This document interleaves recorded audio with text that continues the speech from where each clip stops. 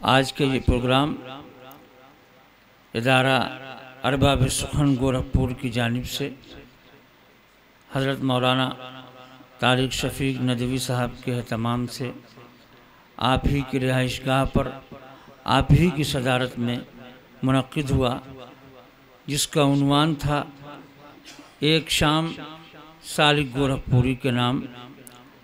4 लाइनें सिर्फ सालिक गोरखपुरी के लिए पढ़ता हूँ और फिर उसके बाद आज के इस प्रोग्राम के सदर जनाब मौलाना तारिक शफ़ीक नदवी साहब से गुजारिश करता हूँ कि वो अपने सदारती कलाम से, सदारती कलिमात से हम सबको नवाजें। आज का ये प्रोग्राम जिस मकसद के तहत मुनक़्क़िद किया गया वो मैं 4 मिसरों में आपकी खिदमत में पेश कर रहा हूँ कि याद सालिक में चले आए हैं दीवाने सब। याद सालिक में चले आए हैं दीवाने सब, कोई तफरीक नहीं आए हैं परवाने सब। याद सालिक में चले आए हैं दीवाने सब, कोई तफरीक नहीं आए हैं परवाने सब। और कोई सालिक की तरह शहर में मिलता ही नहीं, कोई सालिक की तरह शहर में मिलता ही नहीं। यूं तो हर बज़्म में मिल जाते हैं फरजाने सब, यूं तो हर बज़्म में मिल जाते हैं फरजाने सब। मैं बड़ा ही अदब से सदर आली वक़ार जनाब मौलाना तारिक शफ़ीक नदवी साहब मद्दज़िल्लहुल आली से गुजारिश करता हूँ कि वह अपने सदारती कलाम से भी और सदारती कलिमात से भी हम सबको नवाजें और आज के इस प्रोग्राम के इख्तिताम का ऐलान भी फरमा दें। हाँ जी आशार, ये कलाम पहले पढ़ेंगे। बिस्मिल्लाहिर्रहमानिर्रहीम। बहुत माज़रत के साथ कि मैं आपसे बैठकर मुखातब हूँ। असल में ऐन जवानी में मैं बूढ़ा हो गया। 2 मरतबा फालिज का हमला हुआ और एक दफ़ा बिर हेमरज का, जिसने पूरी बॉडी को तोड़ मरोड़ दिया है। यह आपकी मोहब्बत है और ख़ुदा की नुसरत है कि मैं अभी आपके साथ हूँ। इसलिए पहले माज़रत चाहता हूँ कि मैं बैठ के 2-3 बातें कहूँगा, इसलिए कि रात काफ़ी हो चुकी है। सबसे पहले तो मैं अपनी सादत समझता हूँ आप जैसे शोरा और रुतबा की खिदमत को, और आपका बेहद शुक्रगुज़ार हूँ आपकी ज़रा नवाजी पर कि आप लोगों ने एक हकीर सी आवाज़ पर तशरीफ़ लाए और इतना अच्छा यादगार मुशायरा आज के दिन हुआ कि शायद मेरे ख़्याल से आप लोग ज़्यादा मुशायरा करते, इधर बहुत दिनों के बाद मुझे इतना अच्छा मुशायरा सुनने का मौका मिला और हर शायर एक के बाद दीगरे मुमताज़ से मुमताज़ तर होता जा रहा था। तो यहाँ से उठ के जाने की तबीयत भी नहीं चाह रही थी और एक सेकंड के लिए भी जहन गायब नहीं हो रहा था, हर वक्त हाजिर था। और ख़ास तौर पर मैं सुनने आया था सुलेमान मसरूर साहब का। शिकायत किसी को ना हो, लेकिन मेरा जी चाहता था कि मैं इनको सुनूं। और जालिब नमानी साहब के बुढ़ापे में जवानी का अशार सुनना था, वो मैंने सुना। वाक़तन इनका जिस्म बूढ़ा है, दिल जवान है। ऐसी रंगीन शायरी इस उम्र में या तो राज इलाहाबादी करते थे या जालिब नमानी करते हैं। इसके लिए मैं उनका बहुत बहुत शुक्रगुज़ार हूँ कि वो हमारे अरबाब सुखन के बानी और सरपरस्त है।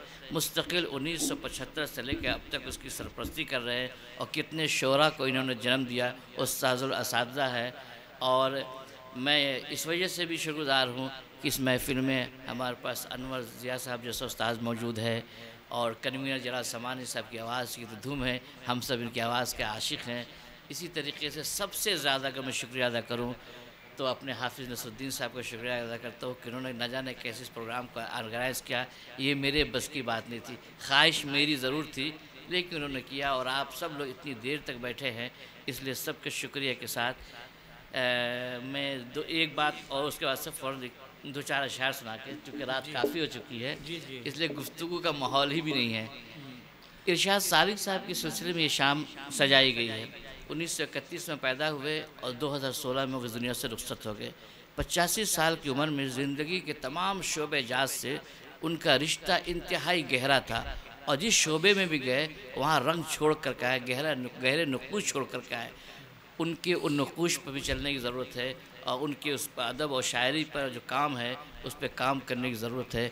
हम समझते हैं कि अगर यहीं से पहल शुरू हो और उनके छोड़े हुए काम को हम आगे कर सके, उनकी जो किताब छपनी है वो हम छपवा सके, तो आज का मुशायरा में ज़्यादा कामयाब समझूंगा।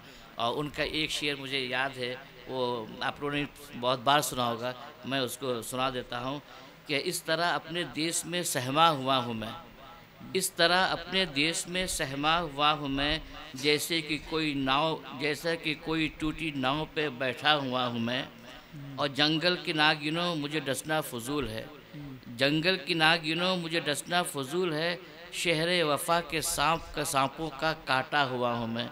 अच्छा, ये हकीकत की शायरी और हकीकत का तर्जुमानी और ज़िंदगी की अक्कासी जो इस अशार में मिलते हैं सालिक साहब के यहाँ, वो कम मिलते हैं। गोरखपुर में ऐसी अजीम शख्सियत, गोरखपुर ने ऐसी अजीम शख्सियतों को जन्म दिया कि दबिस्तान दिल्ली और लखनऊ के बाद गोरखपुर को यह हासिल था।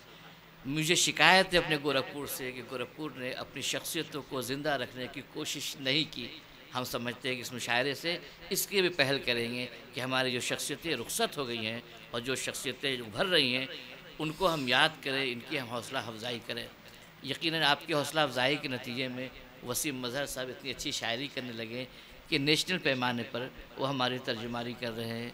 और दीदार बस्ती साहब का तो कोई जवाब नहीं, उनके अशार मैंने हिंदी में पढ़े, उर्दू में पढ़े, उनकी बहुत सी मोटी किताब थी, मेरी ख्वाहिश थी वो भी आ जाते, अल्लाह ताला ने वो भी भेज दिया, तो मैं उनका भी शुक्रगुजार हूँ। अब चंद शेर जो है बस तकल्लुफ़न सुना देता हूँ, मुझे शायरी करना नहीं आता, शायरी करनी नहीं, तबरुकन सुना देता हूँ, इसलिए कि मैं बचपन से जो तरन्नुम कानपुरी है उसका एक शेर मुझे याद रहा। वही हकीकत है कि जब जहन तरन्नुम जलता है एहसास के शोलों में पैहम, जब जहन तरन्नुम जलता है एहसास के शोलों में पैहम, तब जाके कहीं है जाने गज़ल एक शेर गज़ल का होता है। आप खुशकिस्मत है कि इतना ज़रखेज़ दिमाग अल्लाह ने दिया कि जब चाहते हैं जिस लबो लहजे में चाहते हैं पूरी जुरत के साथ, खुश उसलूबी के साथ अपनी बात को रखते हैं।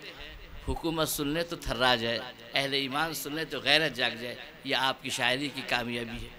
इसलिए मैं आपके बेहद शुक्रगुज़ार हूँ कि आप यहाँ तशरीफ़ लाएँ। और मैं अपनी गज़ल के चंद शेर सुना देता हूँ, अगर वो पसंद आ जाए तो मेरी कामयाबी, और ना पसंद हो तो यकीन जानिए कि मैं बहुत पहले ही से नाकाम ठहरा हुआ। जी, गज़ल का शेर सुने मौलाना से। जी इरशाद।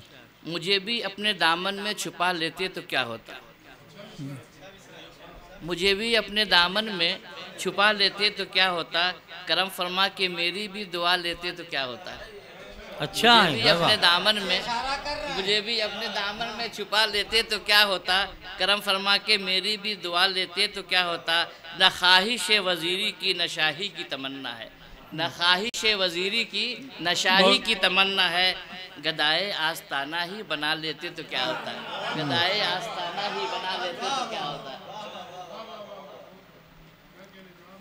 भरी महफिल में रुस्वा हो गए इजहार गम करके, वसीम सुनो, भरी महफिल में रुस्वा हो गए इजहार गम करके, हम अपने दिल की बेताबी छुपा लेते तो क्या होता, हम अपने दिल की बेताबी छुपा लेते तो क्या होता। अच्छा, तुम्हें तो गश पे गश आने लगा है चश्मे मैगू से, तुम्हें तो गश पे गश आने लगा है चश्मे मैगू से, अगर वो रुख से पर्दा भी उठा लेते तो क्या होता, अगर वो रुख से पर्दा भी उठा लेते तो क्या होता। क्या बात तेरी है। रहमत का दरिया शान फैज़ आम रखता है, तेरी रहमत का दरिया शान फैज़ आम रखता है, लगी हम अपने दिल की भी बुझा लेते तो क्या होता, लगी हम अपने दिल की भी बुझा लेते तो क्या होता। और अनवर ज़िया साहब आखिरी शेर है, आप सुन रहे मुझे खुशी होगी।